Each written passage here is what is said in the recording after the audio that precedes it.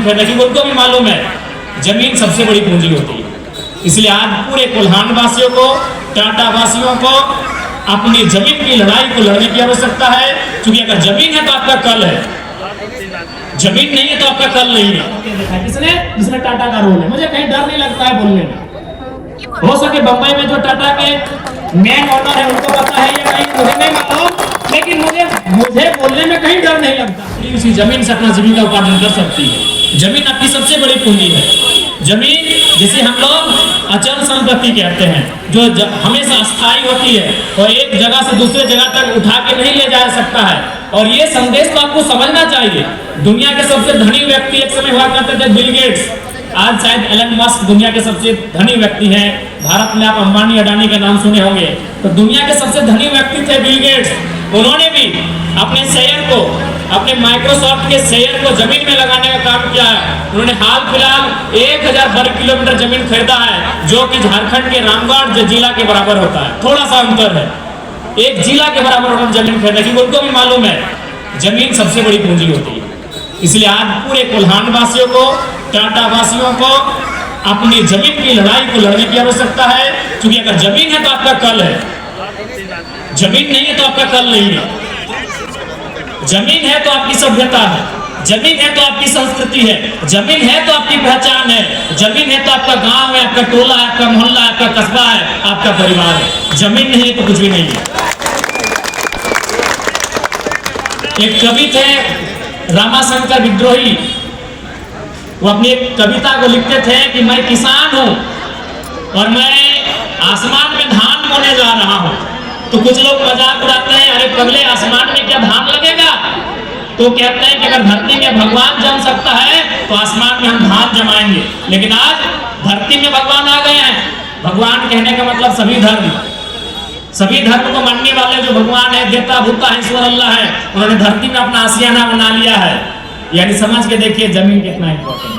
हम कहना क्या चाहते हैं उसके अर्थ को समझिए। जिसने दुनिया को बनाया है, लोग कहते हैं ना भाई कि मेरे ईश्वर ने, मेरे अल्लाह ने, मेरे रब ने, मेरे खुदा ने, मेरे वाहिगुरु ने दुनिया बनाया है, उसे भी धरती में 2 गज जमीन की आवश्यकता है अपने, उसे भी धरती में 2 गज जमीन की आवश्यकता पड़ी है रहने के लिए। तो जमीन के इंपॉर्टेंट एक किसान के लिए कितना होगा, ये किसानों को समझने की आवश्यकता है। पुनः मैं यही कहूंगा, जब ये सत्र स्टार्ट होगा, बजट सत्र, उसमें टाटा लीज नवीकरण का मामला, जमीन अधिग्रहण का मामला, 100 वर्षों में जो उन्होंने जमीन अधिग्रहण किया था और 100 वर्षों के बाद भी जो उन्होंने कार्य किया है, जरूर उस मामले को रखा जाएगा। क्योंकि मेरा मानना है कि आज झारखंड के लोग नहीं बोलेंगे, आज झारखंड के लोग अपनी आवाज को नहीं उठाएंगे तो आने वाली पीढ़ियां गुमराह हो जाएंगी। आज उदाहरण है, और ये हम नहीं, इस राज्य के जो पहले राज्यपाल हुआ करते थे उनका नाम था प्रभात कुमार, आप जानते होंगे। झारखंड राज्य के पहले गवर्नर, जब वो टाटा जमशेदपुर एक कार्यक्रम में आए थे, उन्होंने एक ही सवाल किया था, टाटा प्रबंधन से एक ही सवाल किया था कि हमको बताइए 100 साल आपका होने वाला है टाटा का, कितने झारखंडी लोग वीसी बने? वीसी का मतलब वाइस चेयरमैन। उनका उत्तर था 0। तो गवर्नर ने कहा था कि हम समझ चुके हैं आप कौन सा विकास किए झारखंड में।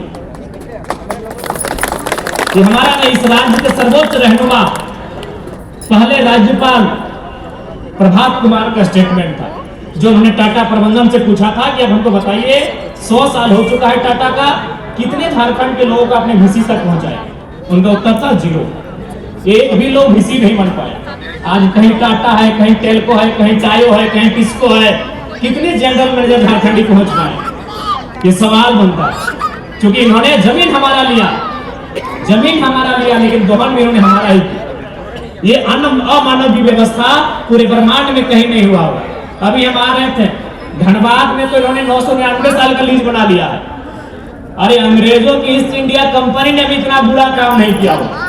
999 साल का लीज मतलब समझते? लीज का मतलब क्या होता है? लीज का मतलब होता है अगर मेरे पिताजी ने जमीन दिया है तो कम से कम मेरा बेटा जाने की जमीन हमारी है। बताइए 999 साल बाद किसको पता रहेगा वो जमीन हमारी है? 999 साल भारत के इस भूभाग में कौन कहां रहते थे, कोई इसके मालूम है?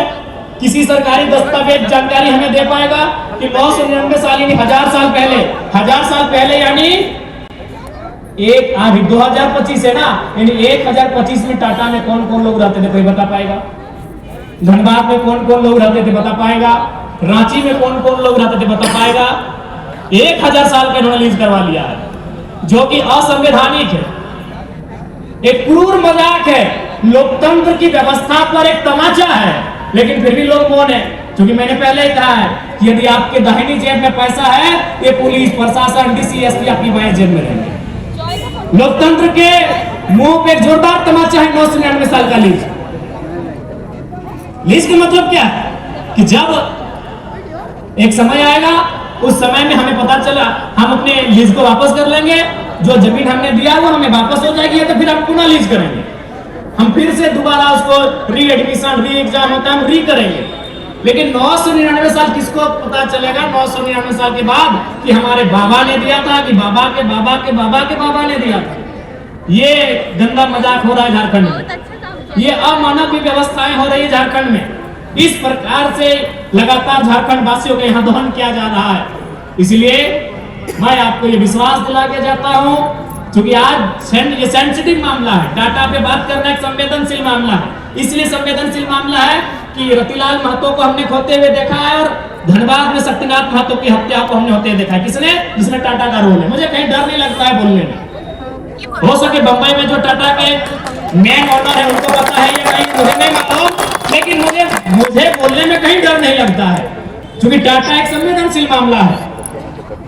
कई लाख करोड़ की संपत्ति के मालिक है भाई, उनके खिलाफ कौन बोल पाए? सुनने में आया था कि माननीय मुख्यमंत्री की कोई एक बहन थी जिनको 80 लाख का उनके शादी में टेंट लगवा दिया था। साहस होगा बोल पाने का? ये आप लोग जानते हैं, ये किसी से छुपा नहीं है। जी, अभी जो वर्तमान माननीय मुख्यमंत्री है, उनके दूर के रिश्तेदार की एक बहन का शादी था।